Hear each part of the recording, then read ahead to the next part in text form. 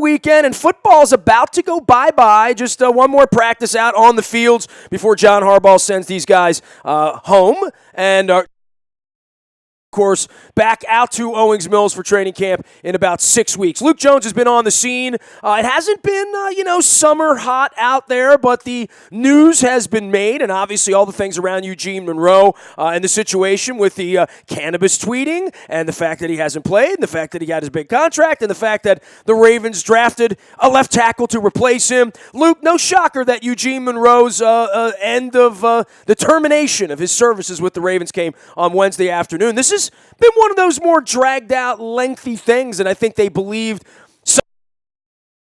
round draft pick, but obviously no one wanted to take on the bulk of Eugene Monroe's salary. Yeah, I think it really came down to, and the New York Giants were a team that were talked about, the Seattle Seahawks rumored to be interested, but at the end of the day, when you have a player that you're questioning their durability, you're not willing to both take on a $6.5 million salary for this year and then $6.75 million over the next 2 years each. And then on top of that, give the Baltimore Ravens compensation. These teams said, thanks, but no thanks. We know it's clear that you're not bringing them back because you've made it public that you're trying to trade them. So we'll roll the dice and see if we can sign him at a cheaper rate and at the very least not have to give you a draft pick or whatever the Ravens might have been asking. So this wasn't surprising.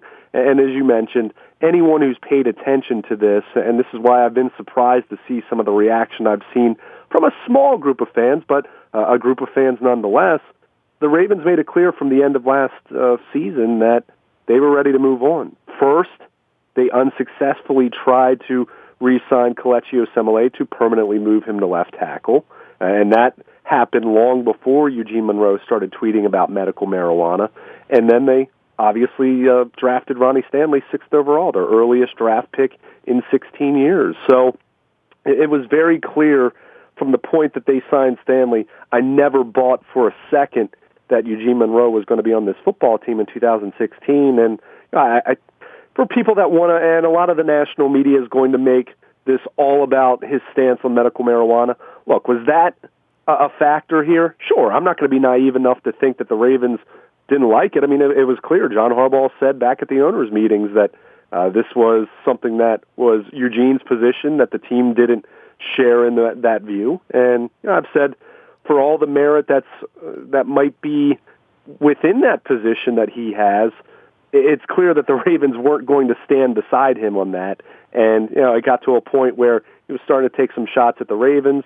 You get to a point where it's one thing if you're going to be an advocate for this. It's another thing if you're going to bite the hand that feeds you. And it seemed that Monroe was going down that road more and more. Well, it felt like after the draft, like it really got kind of heavy, right? Like when he saw they drafted his replacement, maybe he didn't want to come back. I mean, I don't know. I mean, I've been texting with him over the last 2 weeks because he's been in so many places in the media, but not being asked about football stuff, really. I mean, being asked more about cannabinoid oils and stuff like that. But there is a movement afoot that he didn't want to come back anyway. Part of it was keeping his salary because I think out in the open market right now, I don't know what he's going to get and how desperate these teams are for a left tackle, but he clearly is a first-round caliber left tackle player in this league when healthy, has played well, but hasn't played all that much, right? And well enough for the Ravens to give a bunch of money 3 years ago. Yeah, it came down to the fact that, and I said this, I think it ultimately was so much more about the fact that you can't count on him, or the Ravens couldn't count on him these past 2 years. He was paid $17.5 million guaranteed and made 17 starts. As one fan noted to me on Twitter, that's Clayton Kershaw money, $1 million per start right there. So, it came to, you're right. It's not a case where they didn't think Eugene Monroe could play from an ability standpoint. Did he play like Jonathan Ogden? No, but was he good enough? Yeah. But the problem is when you're only making 17 starts out of 34 possible games over the last 2 years, that's not a... Oh, yeah. What proved to be his final game with the Ravens, because he would undergo shoulder surgery a few weeks later, was the game that James Hurst replaced him because of the shoulder issue, and Hurst falls into Joe Flacco's knee and causes the ACL injury. That's created more angst in the organization than we realize, right? Like that someone hurt Joe Flacco, and as bad as Hurst would, I don't even hear Hurst's name anymore, right? Like, and I will say this much, and this is going to be interesting to see how this plays out. With Eugene Monroe being released, and look, there was no way they were going to pay him $6.5 million to be their backup left tackle, but at the same time, you need to upgrade the backup left tackle situation. Now, Alex Lewis could easily fit into that picture. He's someone that they really like a lot. He's cross-trained at guard and tackle, so we'll see how this plays out, perhaps with Monroe officially being gone now. Maybe we see him work at tackle a little more extensively, because you still haven't improved your backup situation if James Hurst is still your primary backup at left tackle. So, that is a very fair point that some critics of this decision to part ways with Monroe have noted. But at the same time, those people saying, well, the Ravens cleared $6.5 million in cap space, but it's mid-June, so what does it matter? Keep in mind, you can roll cap space over from one year to the next. So, it's not a case where if they end up having $5, $6 million, whatever it might end up being in unused cap space going into next year, you can carry that over, which, by the way, come March, when everyone's always moaning about the Ravens' lack of cap space, that will certainly help. So, it's certainly a decision that was not surprising to anyone who's paid close attention. And, even go back to last offseason, there was a report, and as you know, lots of players that are in the first year or two of a long-term lucrative extension with the Ravens, they're asked to restructure. And that's not to give money back, but just a simple accounting exercise where you take a little bit more of a bonus, you reduce your base salary, and you lower your cap figure. Or if you're Joe Flacco, you take a large sum of money. Right. Well, but in the case of Monroe, it wasn't even a case where they were asking him to take a pay cut or anything like that. It's the same exact renegotiation that guys like Terrell Suggs and Marshall Yanda have taken over the years. He refused to do that last offseason, and that's something that didn't sit well with the Ravens. And again, it wasn't a case where they asked him to give back $1 million. It was merely a case of, and I can't recall what his base salary was last year off the top of my head, but it was a case where, hey, can we give you a bonus now and just reduce your base salary for the season? And he said no. And it's kind of difficult to see why you would say no about something like that. You're not being asked to take a pay cut. So that was this is a guy they gave a lot of money to, right? Exactly. And they made a deal to bring in, and clearly this wasn't a great marriage, right? And the fact that the Ravens had to use the number one piece of collateral that they have on a left tackle, this road was paved for longer than we know, literally, back to last season and back to the Hurst rolling into Flacco at that point and having the entire season go away. I mean, I don't know how many times I remember, Billick on the backfields up in Westminster saying, don't touch my quarterback. Don't touch my quarterback. We don't touch my quarterback. And when your quarterback gets hurt, I think everybody gets into freak-out mode because there's no way you're going to win with Ryan Mallett, right? No doubt about it. Or Ryan Mallett or Jimmy Clausen or Matt Schaub. I think some of this even goes back to the end of 2014. Remember, he had the ankle injury, and he was active for that New England playoff loss, but he didn't go. And, look, if he really couldn't play and he was, just that hurt, fine. But I do know there was some sentiment within the organization that, wondered, this is left tackle we just gave a lot of money to, and he's not going to at least try to tough it out. And James Hurst, a rookie free agent, is going to start at left tackle instead, even though Monroe is active. There was a little bit of that, and it wasn't just the coaches who felt that way. So, again, it's all of these things kind of piling on top of each other. And as you said, the straw that really broke the camel's back in terms of the frustration really boiling over was what happened last year in that St. Louis game where Flacco gets hurt. So you said it. I mean, this is a marriage that looked really, really good at the end of the 2013 season. He came in, replaced Bryant McKinney, played really well.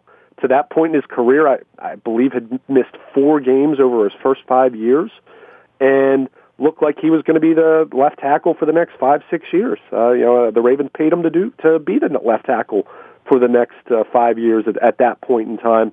And instead, it turned out to be what very well, and I think if you really look at this might very well be the worst contract in the history of the franchise. $17.5 million guaranteed, and you cut him a little over 2 years later. And he's played in 17 games, right? Literally, right. like if you just do the math for what was given and what was received. One other thing with this, and this would go back to John Ogden, right? Like, on the back end of John Ogden, there was, the Jared Gaithers and the Brian McKinneys and all, and I would give McKinney incredible respect for winning the Super Bowl because whatever he turned on during that period of time was substantial and needed and missing the following year and missing the previous year. And, they've tinkered with that position a ton. And, we could say this about C.J. Mosley and we could say this about Ed Reed and every Matt Brooks that comes along. Boy, these special players, about Cal Ripken or Mike Messina, right, on the baseball side, that when these guys go away, when Joe Flacco goes away, you better hope there's an Andrew Luck waiting, right? And because these are, once the bar is set that high, it feels to me like, Ogden's had a Super Bowl or a Hall of Fame jacket now for 3.5 years. It feels like it's been a decade and we're still in that mode, and maybe this brings us to Ronnie Stanley, coming full circle from 1996 to 2016, that I would think that this is a position they look at that's Flacco-ized at this point, where they think, well, Ronnie Stanley's going to be that guy through 2 contracts, and Ronnie Stanley's going to be our left tackle in 2022 and 23, probably when the next quarterback comes in. When you use the number 6 pick on it, that's kind of where you want it to be. But really, this has a lot to do, I think, with Ogden and expectations and where that level of play was and how it's never really been settled in any way. Yeah, and the point you made about those names, I think it really holds true with Jonathan Ogden. I think, look, I'm not saying Ogden wasn't appreciated during his career because he was, but there's still a sense of, okay, well, it's an offensive lineman. Statistically, other than Pro Bowls. Well, he doesn't have a statue, as an example, right? I mean, and he's not getting a statue, I guess. Right. But Ray Lewis and Ed Reed, I think everyone knew their greatness, right? I mean, you could quantify it a little bit. Well, they made better. Tackles. Right. They made interceptions. Ogden, they scored touchdowns. Right. And with Ogden, no one thought Jared Gaither was going to be the next Jonathan Ogden. No one expected Michael Orr to be that good. But, you go through this list, and as you go on, and every time you think you have the answer, and then 2 years later, you're changing the equation because it hasn't worked out, I think you do. There is a little more appreciation cultivated for Ogden to say, wow, this guy made that position a non-factor for the Ravens for over a decade. And that's impressive. So, with Ronnie Stanley, you hope he's way more Jonathan Ogden and less Michael Orr. It's that simple. You hope he's way more Jonathan Ogden and less Eugene Monroe. If he is more like those other two and doesn't solidify the position, at 6th overall, if that doesn't work out, that's the kind of a pick that can cost some people their jobs. And I'm not saying specifically Ozzie Newsome or John Harbaugh, but this is one of those that needs to work out. This can't be a Perryman, right? Right. Does Ronnie Stanley need to be a Hall of Famer? No. Does he need to be a guy that you feel you can forget about left tackle, so to speak, for the next 6-7 years at least? He better be that much. So he better be a second contract guy. That much is clear. So, it's something that is frustrating. And I wrote that right around the draft. When they drafted him, one of the disappointing aspects of this was it came 2 years after they had given someone $17.5 million guaranteed and a $37.5 million contract overall to be their long-term left tackle. So, you had the mulligan, the do-over, so to speak. That's fine.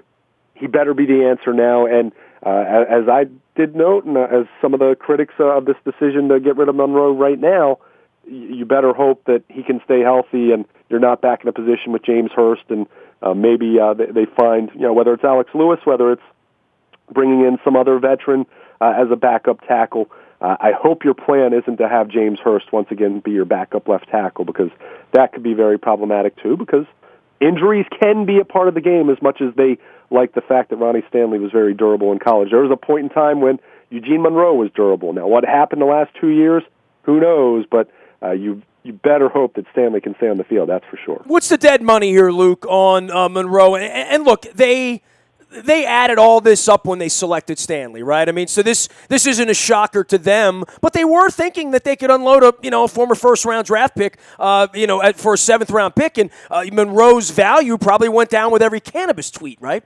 Yeah, and that's going to be something that any other team, even, and it's funny, I did a radio hit in Seattle on, I guess it was Tuesday night, maybe Wednesday, and they kind of said, well, marijuana won't be an issue here if he signs. I said, well, the NFL might have something to say about that. They said, oh, yeah, that's right. It is amazing it feels like we're a bunch of old men at this point, because 10 years from now, you're going to be able to walk anywhere you want in Fells Point and buy weed, oils, pharmaceuticals will get involved in this. I mean, 10 years from now, you'll look back on Eugene Monroe as some sort of Curt Flood outlier, but it won't be, it's definitely going that direction. There's no putting that back into the bud, as they would say. Yeah, it's true, but until we have something on a widespread national scale, the NFL is clearly not going to.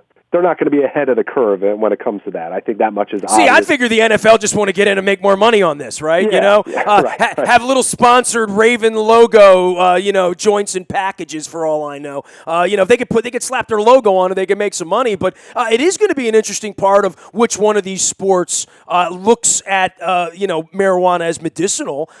Certainly, plenty of guys in the NBA have been medicinal with it over the last 20 years, as we're well aware. But it's sports is going to have to take this subject on as well. And, I can't think of anybody other than Ricky Williams. No one at any of the sports has taken this on, right? And anywhere, not soccer players, not in the world market.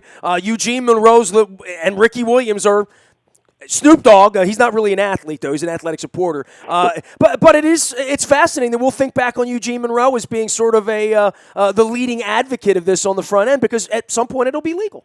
Yeah. Yeah, and we'll see how effective it is. When it does become legal, we'll see what the impact is. And we'll see whether he gets a job this week or not, right? I mean, he'll be hired by the weekend, probably, right?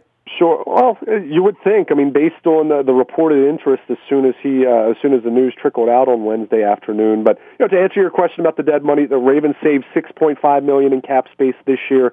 They carry $2.2 million in dead money.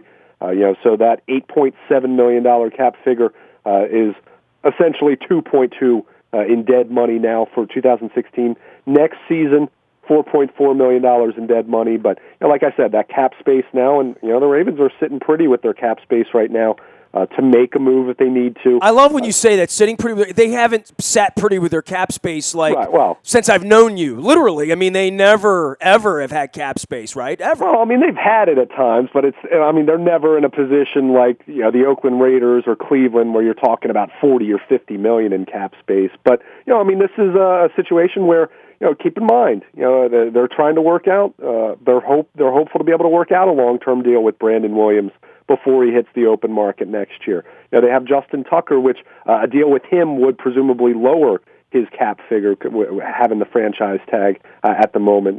Deadline is the middle of next month. So, they have some money now to perhaps make a modest addition, perhaps work out a long-term deal with a player on his rookie contract. So, we'll see how that plays out. Well, Mosley and Williams would be kind of the next guys, right? Yeah. Kind of, sort of? And it's tough, too, because, I love Brandon Williams. Don't get me wrong. I mean, he is clearly has emerged as one of the best nose tackles in the league, but where is his figure? Fletcher Cox of the Eagles got the lucrative deal. Well, he's not Ndamukong Suh, right? Well, that's the thing. I mean, he's not. He is as good against the run as any nose tackle in football. Might be the best run-stopping nose tackle in football. But he hasn't been a guy that has offered much as a pass rusher. So Kelly Gregg was sort of like that. Yeah, I mean, he's a better player than Kelly Gregg ever was. But and I'm not saying that to be disparaging to Kelly Gregg. I just think Brandon Williams is better in that regard. But how good he is, where does that put him on the spectrum as far as these defensive tackles? It's hard to say. I mean, it's clear, and we've seen this, and it should be this way because the salary cap has risen significantly over the last two off seasons, but we're seeing these contracts really start to, it had been the quarterbacks and then everyone else kind of was paid very modestly. Now we're seeing other positions start to catch up, and to the point where we're going to start seeing quarterbacks making 25 or 30 million a year, as opposed to just 20, 21, 22. Oh, that TV money's coming in, isn't it? Oh, sure, and it's only going to get more out of control with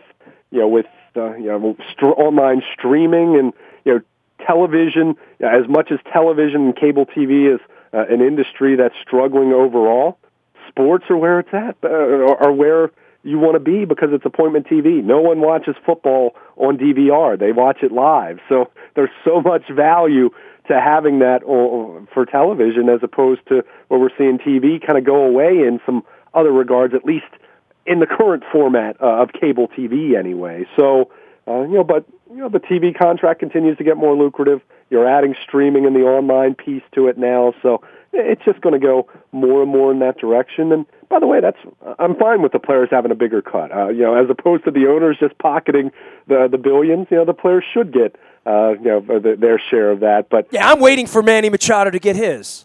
So, well, baseball with guaranteed contracts. And I mean, football. Maybe that's the next big thing, is more and more and more guaranteed money. And we're certainly seeing more players trying to go that route. But in general, these salaries are starting to get more and more lucrative at the non-quarterback positions. And Brandon Williams, I'm very much intrigued to see what he's going to fetch from the Ravens, or if he does end up hitting the open market. But I think the Ravens clearly would like to keep him in tow. As much as we've talked about their need to have young, high-impact players, he's certainly a guy who maybe doesn't fit the description as a pass rusher as much, but boy, he has been able to really control the running game in the kind of in that middle portion of the line of scrimmage over the last couple of years. That's for sure. Anything else going out in Owings Mills this week? I mean, Harbaugh's got them all together, but again, it's really not all together when you don't have your quarterback, you don't have your wide receiver, you don't have your rushing. It feels a little bit more mini campish than it does mandatory campish, probably. It's funny you say that, because that's my biggest thought in watching mandatory mini camp this week. There's still so much unknown about this team, and I don't even say that to be overly gloom and doom or anything like that, but there's just a lot of unknown. I mean, Joe Flacco is talking the final day of minicamp, and I'm sure he's going to say what he said throughout this process. He's not going to put a specific timetable in mind, but hopes to be ready for training camp, and they hope he's ready for the start of training camp. Does that happen?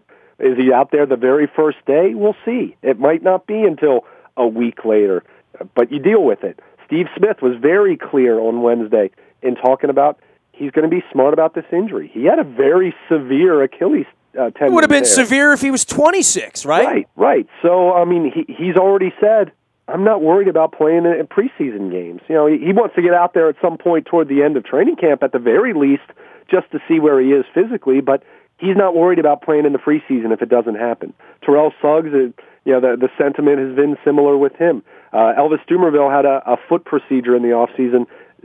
Will be ready for training camp, but he's not out there for mandatory minicamp. Jimmy Smith isn't out there for mandatory minicamp, other than just he's playing some catch and doing some individual work. Perryman's not out there. Throw him in. So there's so much unknown about this football team right now. And look, maybe all those guys come back and they'll be fine, and they'll be poised to go 11-5 and make the playoffs and be back to where they were prior to the 2015 nightmare season.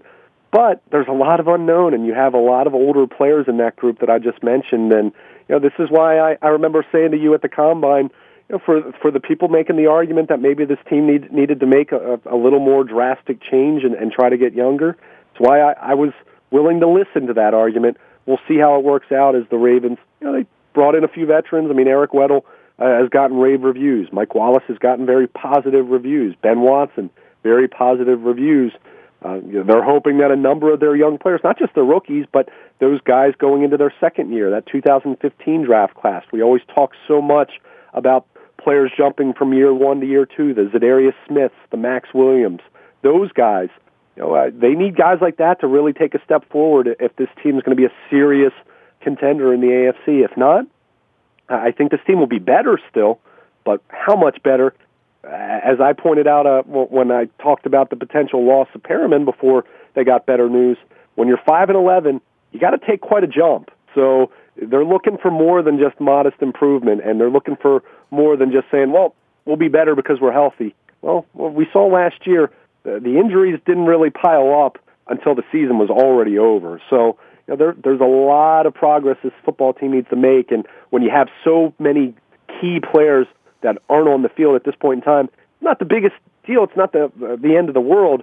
It just leaves a lot of unknown going into training camp. But good news is you still have 6 weeks until training camp begins, so those names that I mentioned just gives them that much more time to recover and rehab and get themselves in better position to be ready for the start of the regular season when it does matter being out on the field. That being said, Watson, Wallace, Weddle running around out there, it probably does feel a little different. I mean, I know when I was out there the last couple of weeks during the OTAs, just getting a roster and trying to figure out, what number's Weddle wearing, what number's Wallace wearing, who's number 12. So you look at it and you get a little bit more comfortable with it, and that's probably a good feeling for the Ravens that they do have some veteran guys running around out there that do know what they're doing. Yeah, I mean, it's clear that they went the veteran route. I mean, I still think this team overall needs to get younger, and I don't think they're going to be a serious, dangerous Super Bowl contender until you see more young players really emerge, and they have candidates to do it. It's just a matter that they have to do it. So, well, they got more candidates at running back than they have at anything, sure, right? I mean, and we still would talk about Forsett being the best guy, and he's not the young guy, right? Right, and the question with all those positions is they have depth, but do they have someone to stand out and really take the number one role and run with it? Well, there's going to be competition in this camp, right? I mean, there's going to be a lot of competition. Yeah, that's going to be exciting. Part of this, I think, to watch these preseason games. Yeah, I mean the running backs especially, and I think this team has, at the very least, a very legitimate 5 NFL caliber running backs. Now the question is, are they all number 2 running backs? And that's where I think you ask the question, is there a guy that stands out? Does Buck Allen explode in year 2? Is it Kenneth Dixon, the 4th round pick out of Louisiana Tech, who a lot of people thought might have been the second best running back in this draft behind Ezekiel Elliott? Is it Justin Forsett reemerging and looking more like the guy he was 2 years ago? I think it's the offensive line, Luke. I mean, as much as we talk about these guys, I mean, when I go back to the Forsett year, it really was an orchestra. When I had never seen the running game here look like that, where you had a running back that had patience and a line that could open holes. We didn't. Ray Rice kind of made his own holes and hit his own holes at certain points, but it was a different kind of thing when Castillo came in that clearly didn't. It was a little choppy in the beginning, and certainly choppy throughout the 13 season, right? Not even choppy. It was awful. Let's be honest. And I'd say even more so, and nothing against Juan Castillo. I think he got a horrendous rap in 2013, and he didn't do everything perfectly, but really, Gary Kubiak's been the running back whisperer his entire coaching career, and having him, last year they couldn't replicate that as well, and part of it was due to some injuries, and I think there's clearly going to be some pressure on Mark Trestman and Juan Castillo and this offensive line, because I think there's enough talent there to have a successful running game. Is it best in the league? Who knows? But you're right. As much as we talk about these running backs, the big key is going to be, how does Ronnie Stanley do? And if it's John Urschel at left guard, how does he do? And Jeremy Zuda coming back from surgery, and Marshall Yanda, we know about him. You don't worry about him. And Rick Wagner, can he look more like the guy he was 2 years ago as opposed to the guy who struggled a little bit more last year? So, these are all questions, and, it's fair to be skeptical until we get answers about it, but there is some pretty significant competition at a variety of spots. And you know what?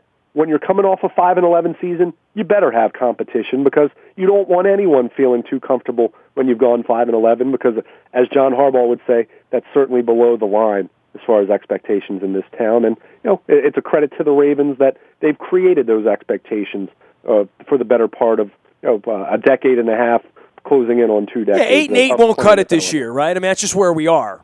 Well, I think a lot of it depends on how it looks. A lot of it depends on how you get to 8-8. But I'll say this: it's one thing if it's 8-8 or 9-7, and you feel you're trending in the right direction with a lot of young players.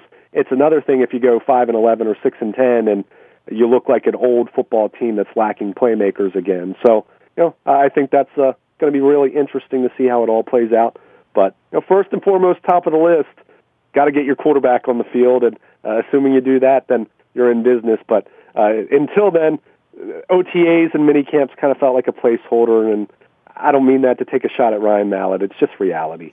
Luke Jones can be reached, Luke at WNST.net. He's also Baltimore Luke out on Twitter. You can find me out on Facebook Live, YouTube on our WNSTV channel. We're now streaming live, as well as anytime, anywhere from the Buy a Toyota Audio Vault at WNST.net. That's there for you 24 hours a day. Morning newspaper comes to you at 7 a.m. each and every morning. That is powered up by Planet Fitness and PlanetFitness.com. Still $10 a month to get in the best shape of your life, and there's one right around the corner from you. Last but never least, breaking news happens first on the WNST Tech Service. That's all powered up by Coons Ford of Security Boulevard. And Dennis is here on Thursdays from 3 until 5, driving you home with the SSV on WNST. We are WNST.net, AM 1570 and WNST Towson, Baltimore, and we never stop talking Baltimore sports.